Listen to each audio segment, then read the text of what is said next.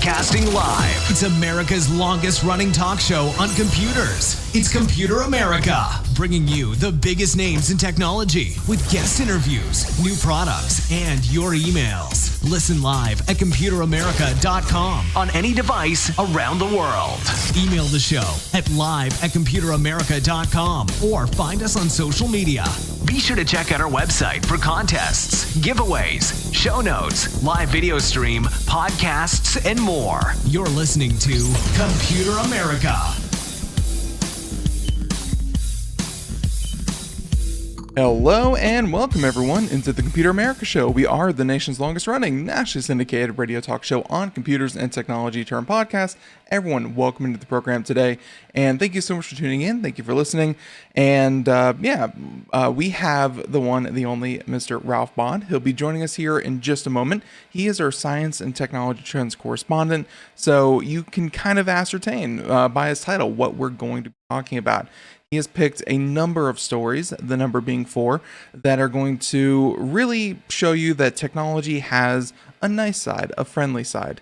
Of course, for longtime listeners on the show, he's been an evangelist for many companies, Intel, Autodesk, and just technology overall. And we thought, his role is so good at those that he can evangelize the entirety of technology. So, ladies and gentlemen, you're really going to enjoy these stories. But before that, computeramerica.com. That's where you'll find everything, including the show notes. Ralph does an amazing job at the show notes that include links to everything, videos to where applicable, articles to everything, sources, because as smart as he is, he does not actually invent these things. But yeah, he is a great aggregator. So we'll bring him on now and just skip a lot of our preamble, but again, computeramerica.com. That's where you'll find everything. So once again, science and technology trends correspondent for Computer America, Ralph, how you doing? How you been? I'm doing okay, even though the West, I'm in Oregon, the West is on fire, and we're hotter than we've ever been, breaking records, but we're not going to go down that negative path. Let's go upbeat. First of all, the Olympics, United States, doing great so far. Go, go, go. But we're here today to talk about a lot of technology things, and what folks we do on every Friday is we look at a variety of news items that cover everything from artificial intelligence, that's of course key, robotics, medical technology, sustainable energy technology, transportation advances, space research, physics, you name it. And we're going to give you a much needed oasis of positive news thanks to the world of science and technology. Absolutely. And I will say just real quick about the Olympics, the sports have never been, I guess, more competitive than they have recently. It really seems like a lot of the training that goes into the smaller countries, is really catching up to the bigger countries. But Ralph, like when you look at the medal score, which is the only thing anyone ever cares about, apparently, it is the U.S. and I think France is up there. Britain is up there and stuff like that. China. China, of course. And but you know what's fun, Ralph, is like finding the sports that like the smaller countries really excel at. Like, hearing that like South Sudan almost beat the American basketball team, stuff like that is like, it's like, of course you expect American excellence. Hey, we're Computer America, we expect it. But, to know that there are people from, much, much less advantageous places that are still competing at such a high level. Yes. That's always fun to see too. Just seeing the competitors show off what they can do from their respective countries. Agree. It's a lot of fun. Hey, the Olympics are a lot of fun, but hey, we're here to talk about technology, and you have some great stories. I was just reading through them before the show, and I look forward to this. So before we get into that, let's give the nice folks a little introduction, if this may be their first Ralph Bond program. Talk about what we try to do here. Yeah. As I said before, we cover a super wide range of science and technology news. And the thing to do, folks, if you're listening to us as a podcast, please come out to computeramerica.com and get what we call the show notes, because the show notes will have links and pictures and added information that I even add to the articles that we review. I don't create this content, as Ben mentioned early on at the outset of today's show. What I do is I troll the news services in science and technology. I grab stories that I think are interesting.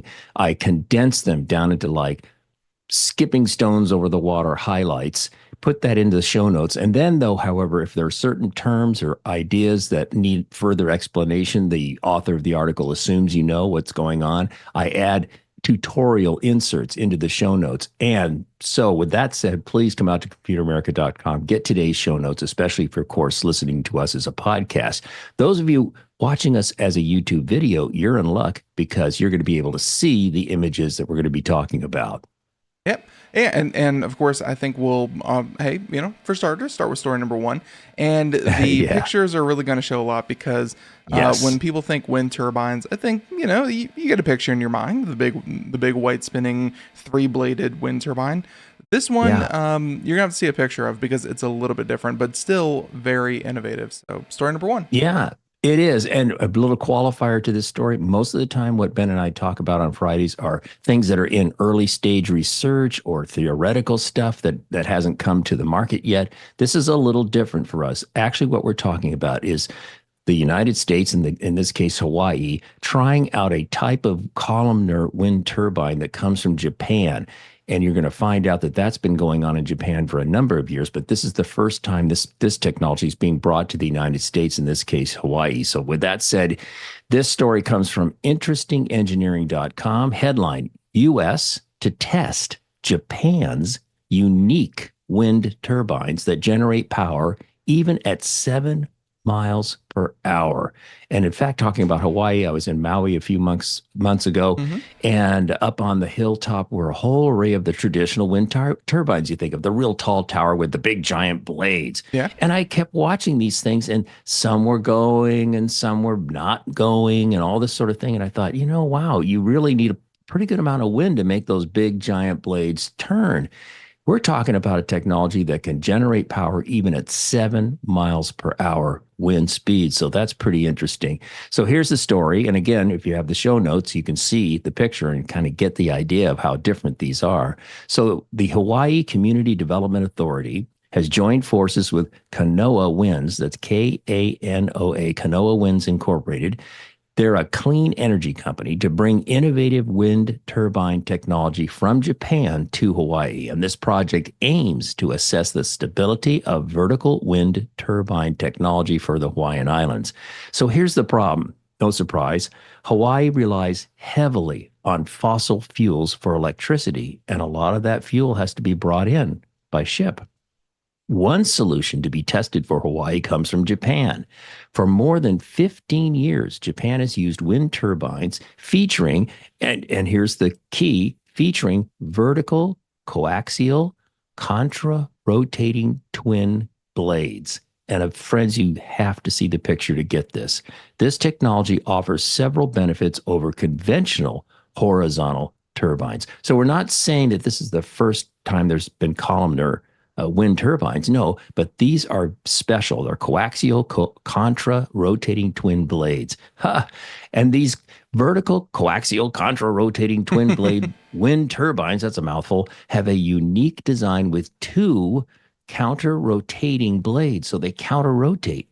It uses both lift and drag to rotate 2 levels of turbine blades bidirectionally, producing strong torque. So you have to, if you're a podcast, visualize in your mind these 2 counter-rotating columnar, kind of half-circle blade-like entities spinning counter-rotationally.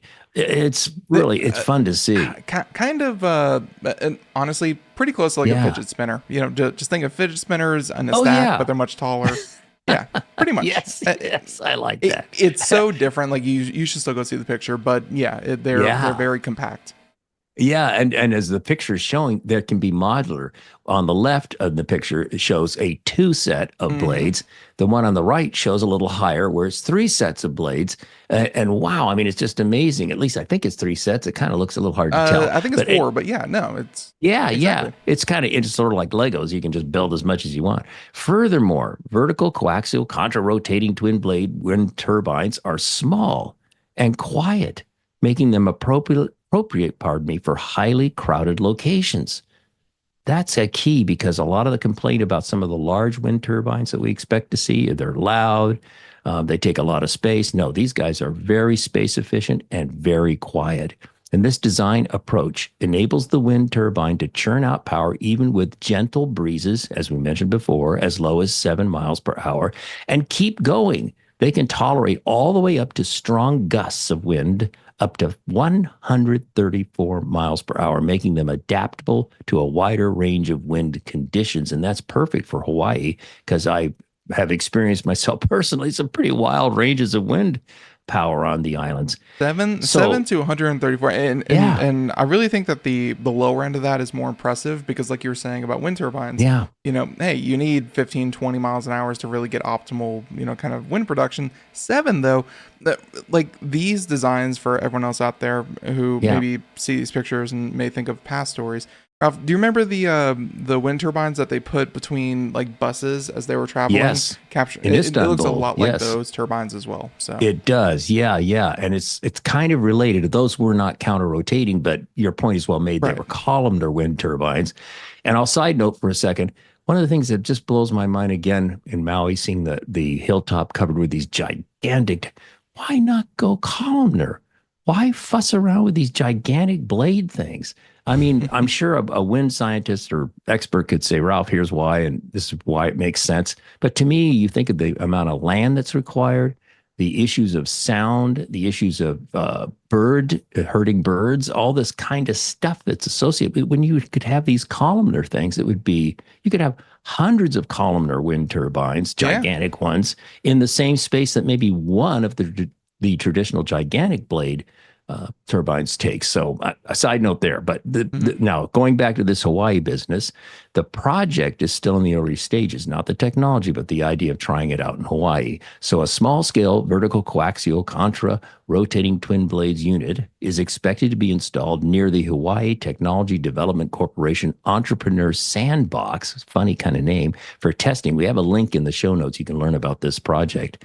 And this testing phase will evaluate the turbine's performance, including power output, stability, and environmental effects. But I say again, this technology has 15 years under its belt in Hawaii and very successful. So I'm sure this is going to be a successful test. Now, the unit they're going to put in Hawaii is shorter than a streetlight. It's only about 23 feet tall. And this 0.5 kilowatt test model is expected to generate 10 to 25 kilowatt hours of power each day. In comparison, a typical Oahu island home uses roughly 17 kilowatt hours per day on average. Well, imagine if you had one of these guys in your backyard or on the roof of your home in Hawaii.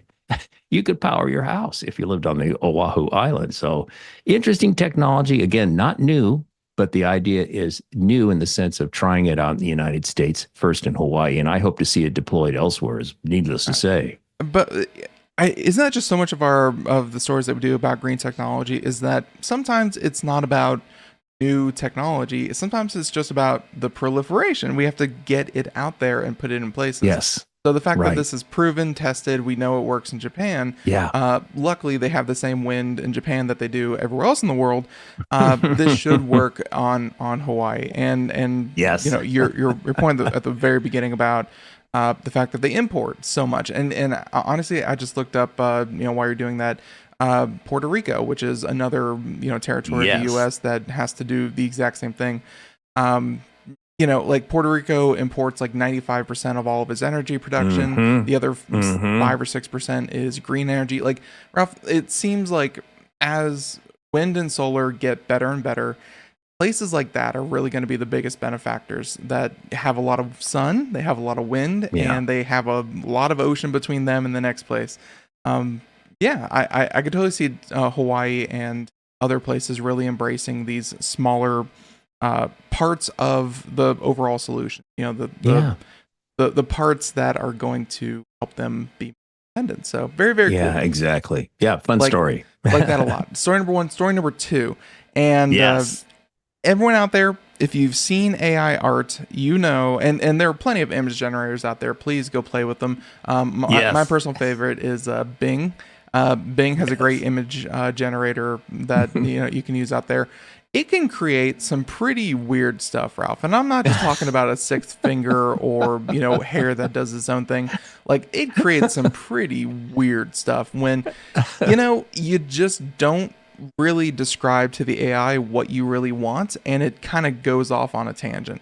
Yes. Story number 2 is a way that, it can get better. And they found a way to add another, I guess, like layer of input, except this one is going to use your brain. So, Yes. it's one thing to describe with your, with your words what you want, but why not just have the AI read your brain? And of course, there's a lot of other implications to that. But story number 2 is very cool for AI. Yes, and in fact, this goes back to our whole theme of usually we cover things that are early research, and this fits that category. This comes from BGR.com. The headline is kind of funny. Crazy new AI can read your mind to recreate what you're looking at. There's some qualifiers here. We're not talking about real time, but I'll explain in just a moment here. So we'll get into the story. And again, this is another example of where really you need the show notes to see the image from the article, because there's a chart showing the actual photographs that were shown to the participants and then how the AI read their thoughts, so to speak, to generate the image accordingly. So you need to see that comparison chart to understand the significance of what's going on. But here we go. Let's get into the story. Based on new research conducted by a team of scientists at the Radboud, I hope I'm saying that right, that's Radbound University in the Netherlands, their new AI might just be able to recreate visually the things you're thinking about, and with startling accuracy. Like Ben said, I'm used to just typing in, give me an image of a teddy bear flying over the moon, and then having the AI No, this is something where they're reading your thoughts, so to speak. Now, reality check relative to the last sentence we just talked about. The mind reading AI we're talking about doesn't read your mind in real time. Not yet, okay? Instead, it looks at recordings of your brain activity and then uses the markers there to recreate images of what it believes you were looking at, even though it's not real time. Wow. I mean, this is just jaw-dropping, freaky stuff, and you can just imagine where this technology might go ultimately. According to the researchers, the results they saw were greatly improved when the AI learned which parts of the brain it needed to pay attention to. So it's very complicated. And again, folks, we're giving you the highlights. Come to the show notes, read the real articles, read the published papers from these researchers if you want to dig deeper into how this is all made possible. So to test the AI, the researchers first used a functional MRI to record the brain activity of 3 people who were shown a series of photographs. They then fed these recordings to the mind-reading AI to see how closely it could recreate the images that the people had been shown. In this particular research, the results were mind-blowingly accurate.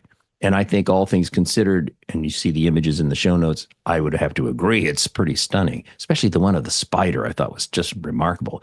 Yeah. That's like, yeah, go ahead.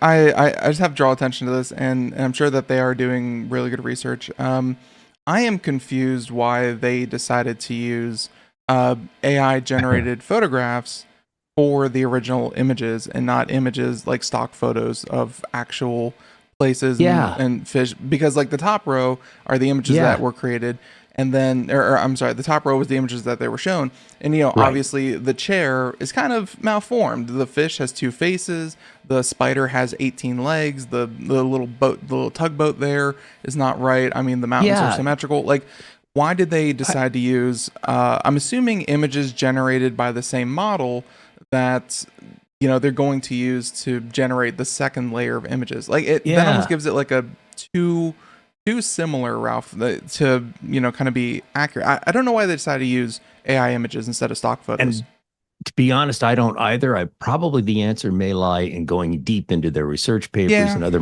documentation and so forth. But you make a good point. But regardless, even if it starts with an AI generated image that the participants are looking at, it's still kind of a remarkable, again, I stress, very early research that has potential to go forward. Maybe someday they'll be able to do this in real time, which would be really freaky. You can just imagine what this would do for police interrogations of criminals. Yeah, about that. It's yeah, and like you even say in your notes here, there's likely something to do with the algorithm that AI system used to create the images in the first place.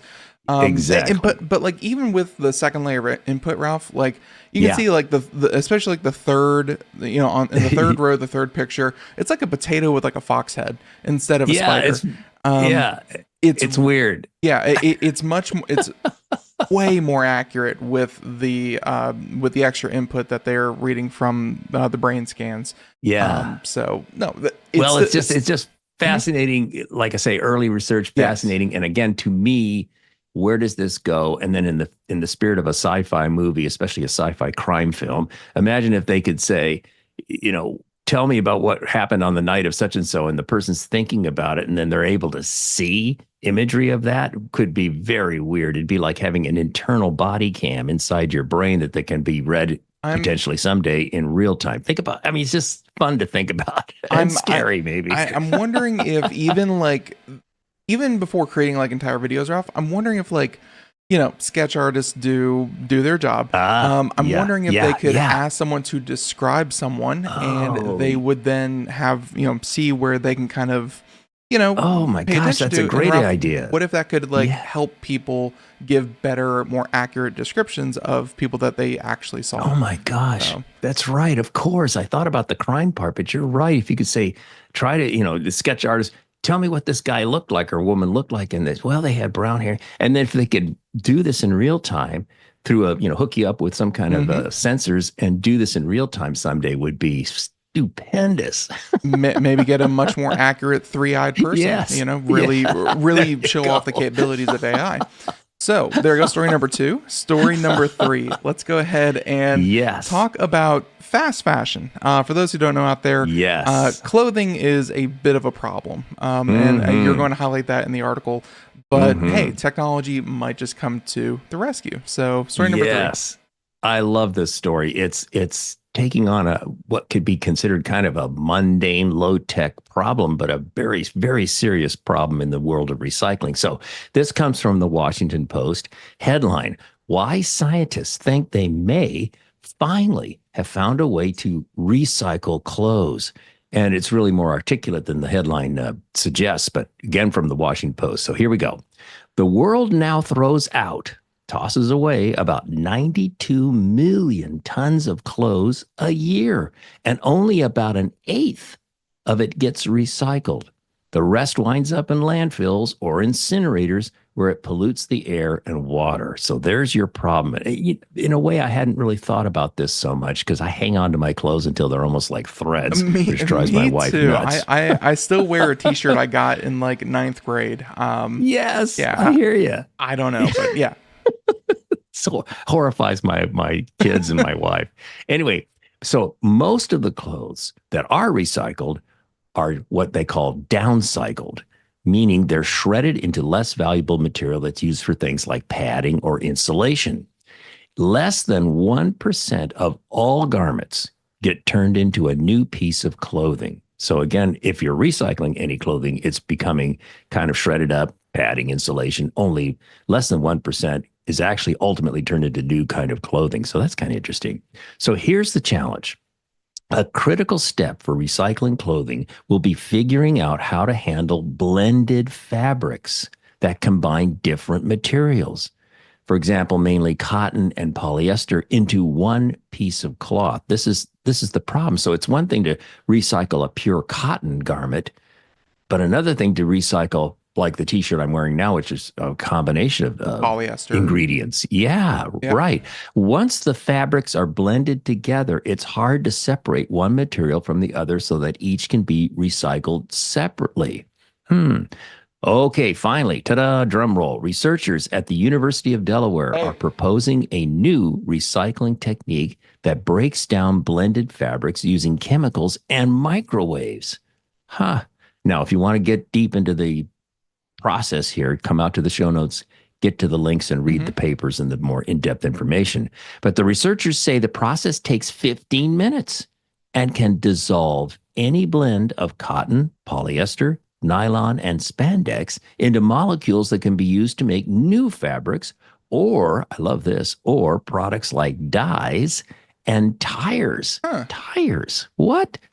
Now, in the show notes, folks, I have an optional geek out details on how the researchers pulled this off from their research paper. So you can come out to computeramerica.com, get the show notes, and dive deeper if you wish to. So we'll pass over that because it's very geeky, but fun stuff. I love recycling stories, and I never thought about the challenge of blended fabrics and having to separate out the constituent ingredients so that you can do a better, proper recycling and ultimately make new clothes or other useful products like tires. Wow.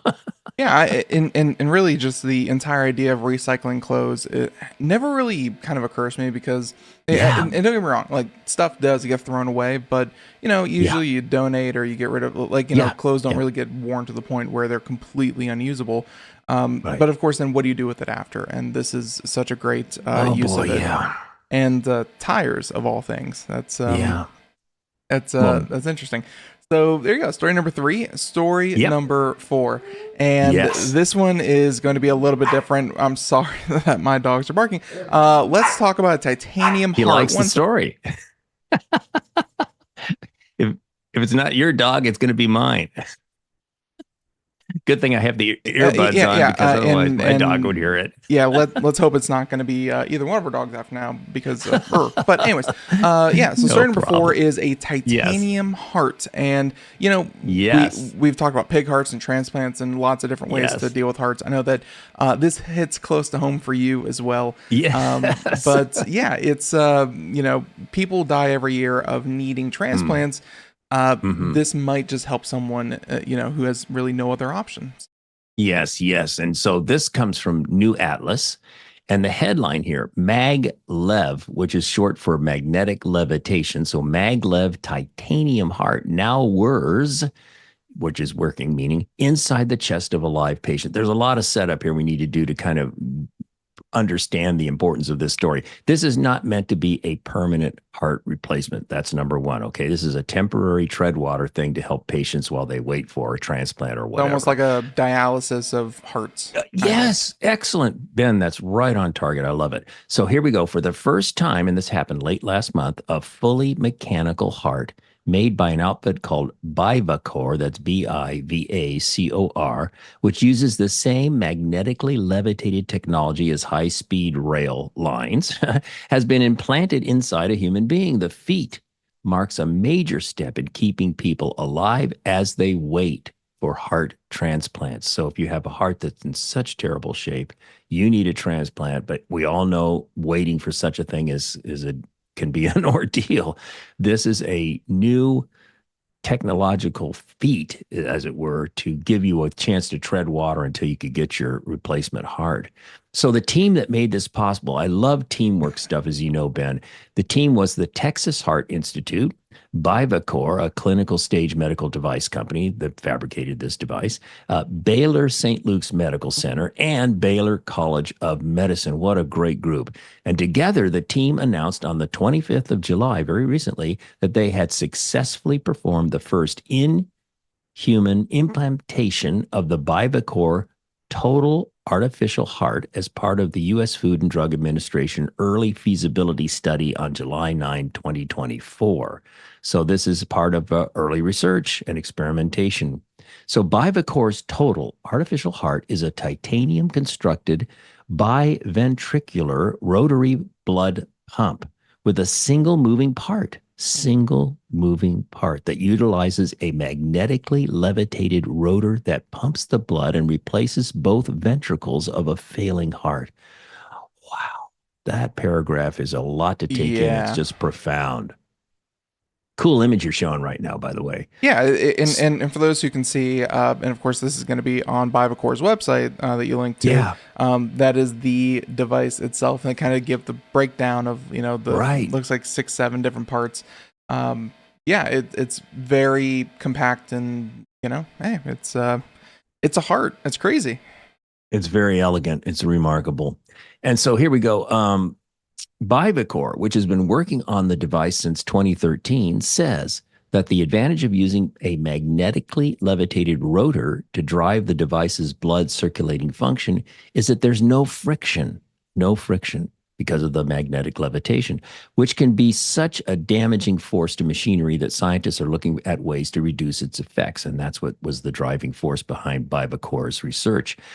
The roughly fist-sized, the roughly fist-sized titanium constructed by ventricular rotary blood pump uses a small rechargeable external controller to keep it whirring along, and it is able to push through blood at the rate of 12 liters per minute. That's impressive, which is enough, Bibacor says, to allow an adult male to engage in exercise. However, though, I don't think I can imagine someone who's got this in them on a treadmill. But anyway, the point being is the amount of blood it can push through your body. Yeah, I don't think they encourage you to be like, hey, you got a titanium heart. Go and go run that marathon you've been hoping for. Yeah, right. But I think it means that it can, maintain you even if you do something strenuous on the off chance that you have to. Yeah. So very cool. Yeah, but Bibacor in their press announcement and website and so forth, they talk about how other artificial hearts to date rely on flexible polymer diaphragms to pump blood, but such components can wear out. Hence, the titanium magnetically levitating rotor is a very durable solution with just one part, meaning the rotor, suspended in space through magnetism and no valves. Bibacor's heart could technically last longer. So there you go. You can learn so much more if you come out and get the show notes and go and read their papers and so on. Yep. It's, just another step in the process of getting people, to survive something like a total heart failure. That's really one of those things that I think up until just recently, it was like, this is the end of it. You had a good run. Total heart failure is kind of like, good luck with that. But no, we're saving people even from that. So it's incredible. Perfect. So, hey, that's a great medical uplifting story to kind of end on. But for those out there who are following along, you may notice, hey, there's more down here. You're not, you guys aren't done yet. Come back here. Well, don't worry. Honorable mentions are stories that are not worse. They are not less. They are simply just stories we don't have time for because we're trying to keep things concise and to a point. And Ralph, let's go ahead and give them the headlines, and they can find more out in the show notes at computeramerica.com. Exactly. Yes, this comes from the Cool Down, the first honorable mention this week. And again, the show notes will give you all the links and pictures. Headline, Startup develops method to safely recycle 99% of used solar panels, which results in a small mine of precious elements. Wow, what a great recycling story. We talked about clothing. Now we're talking about recycling solar panels. It's got to happen at some point, and this is very encouraging news. The next one comes from newscientist.com. Headline, Cooling fabric for people to wear in clothing blocks heat from pavement and buildings in hot cities. Future city dwellers could beat the heat with clothes made of a new fabric that keeps them cool. We've seen developments like this before, Ben, over the past couple of years, but this is another latest attempt to create clothing that helps fight heat. Kind of year over year, Ralph, and especially in places like Oregon, like you said before the show, and places like India. Oh, yes. They're going to get more and more desperate for ways that are just going to kind of beat the heat. So, yeah, true. And our next one comes from phys.org, which is short for physics.org. And headline, using copper to convert CO2 to methane could be a game changer in mitigating climate change. And you have to, of course, read the story to understand what's going on there. And our last honorable mention for this week's show, solar power generated enough heat to power a steel furnace. This comes from livescience.com. Another a wonderful achievement in terms of looking for an alternative way to run a steel furnace, which requires some pretty tremendous temperatures. So check that story out. And that wraps up our honorable mentions for this week. Great stories. And everyone, I want to thank you so much for tuning into the program. I want to, again, apologize for my dogs, but everyone, hey, I hope your dogs are doing well. You are keeping safe, you're keeping cool, and hey, you go out and do something fun this weekend. Thank you so much, Ralph, for bringing these stories to us. And everyone, last week was my fault, so there you go. But hey, next week we'll have shows, and for the next few weeks, we're going to have shows. Everyone, thank you so much for tuning into the program. We'll catch you here next time. Do something fun. Hey, go see a movie. We'll catch you next time. Everyone, have a good one. Bye-bye.